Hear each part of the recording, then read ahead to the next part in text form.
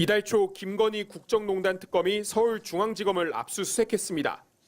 김건희 씨 관련 검찰 수사 무마 의혹을 들여다보기 위해서였는데 도이치모터스 주가 조작 사건 수사 담당자들이 사용한 컴퓨터도 압수수색 대상이었습니다. 그런데 당시 수사팀 지휘부가 쓰던 일부 컴퓨터의 데이터가 완전히 삭제된 상태였습니다. 복원이나 포렌식을 할 수 없도록 자기장을 이용해 데이터를 모조리 지우는 이른바 디가우징이 이뤄진 겁니다.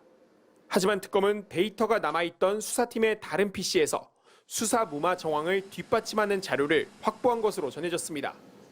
이렇게 지난해 10월 서울중앙지검의 디올백 수수와 도이치모터스 주가 조작 무혐의 처분과 관련한 의혹을 수사해오던 특검이 오늘 추가 압수수색을 진행했습니다.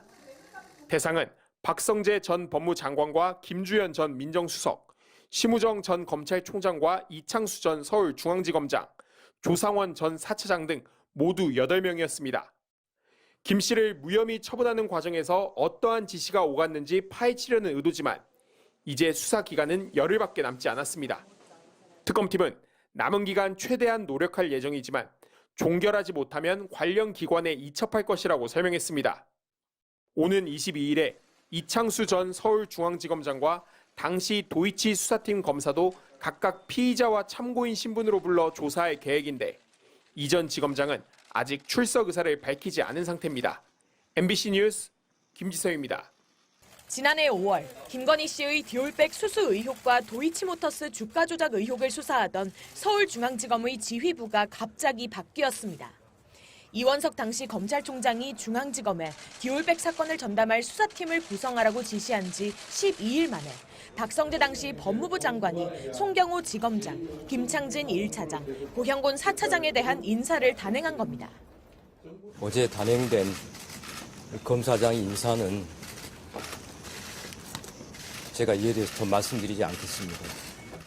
이후 김건희 씨는 검찰이 직접 제3의 장소로 찾아오는 특혜성 방문 조사를 받은 뒤 무혐의 처리됐습니다. 그런데 내란 특검이 미심쩍었던 검찰 인사에 김건희 씨가 연루됐을 가능성을 새롭게 포착했습니다. 윤석열 전 대통령 부부가 박 전 장관에게 김 여사 수사 의지를 보이는 검찰 지휘부를 교체하라고 부탁한 정황을 확인한 겁니다. 윤석열 전 대통령 부부의 통화 기록과 김 씨의 휴대전화 같은 증거 자료를 협조받기 위해 순직해병 특검과 김건희 국정농단 특검도 압수수색했습니다. 특검은 앞서 박 전 장관 휴대전화를 분석하는 과정에서 중앙지검 인사 직후인 지난해 5월 15일 박 전 장관이 김 씨로부터 받은 이른바 찌라시 메시지를 복원했습니다. 이 전 총장이 대통령실로부터 사퇴 요구를 받자 항의성으로 김 씨에 대한 신속 수사를 지시했고 수사팀 지휘부가 교체됐다는 취지의 내용이었습니다. 또 특검은 김건희 씨가 내 수사는 어떻게 되고 있나, 김혜경, 김정숙 여사 수사는 왜 진행이 잘 안 되느냐는 취지의 메시지를 보낸 것도 확인했습니다. 박 전 장관은 명태균 씨 공천 개입 의혹 수사 상황도 검찰로부터 직접 보고를 받았는데 특검은 이 역시 김 씨와 관련한 수사를 챙겨보기 위한 의도가 있었다고 판단하고 있습니다.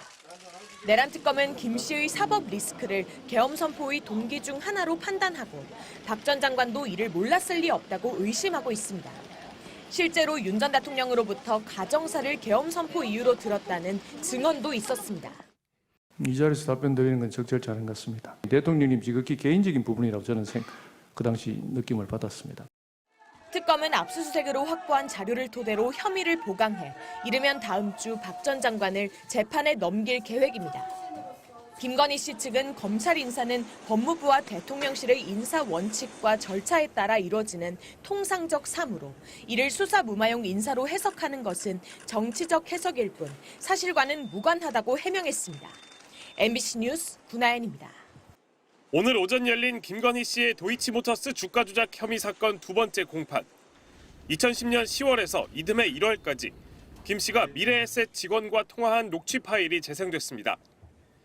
김 씨는 당시 거래 자체는 주가 조작 세력이었던 블랙펄 인베스트에 맡겼지만 매매 현황은 증권사 직원으로부터 보고받고 있었습니다. 김 씨는 증권사 전화는 녹음이 되지 않냐며 앞으로 통화를 할 거면 핸드폰으로 하는 게 낫지 않냐고 묻기도 했습니다.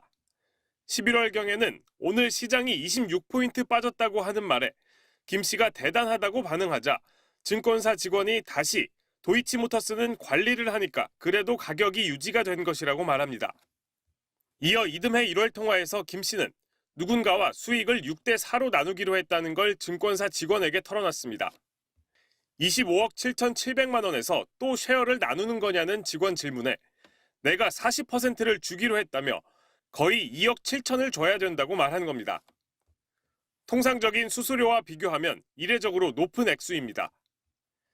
해당 직원은 증인으로 나와 단기간에 25억 원이 예치된 계좌를 타인에게 맡기고 6대 4로 나누는 방식이 일반적이냐는 특검 측 질문에 일반적이지 않지만 시장에서 많은 걸로 안다고 답했습니다. 주가 조작을 인지한 것으로 보이는 정황들을 보여주는 이 녹취는 4년간의 검찰 수사에서는 발견되지 않다가 재수사 과정에서 발견된 녹취입니다. 오늘 재판에서 김 씨 측 변호인은 김 씨가 공인인증서를 어떻게 발급받냐고 물을 정도로 주식 거래에 전문 지식이 있던 게 아니지 않았냐고 해당 직원에게 되물으며 김 씨가 주가 조작 사실을 알지 못했다는 취지로 반박했습니다. MBC 뉴스 윤상문입니다.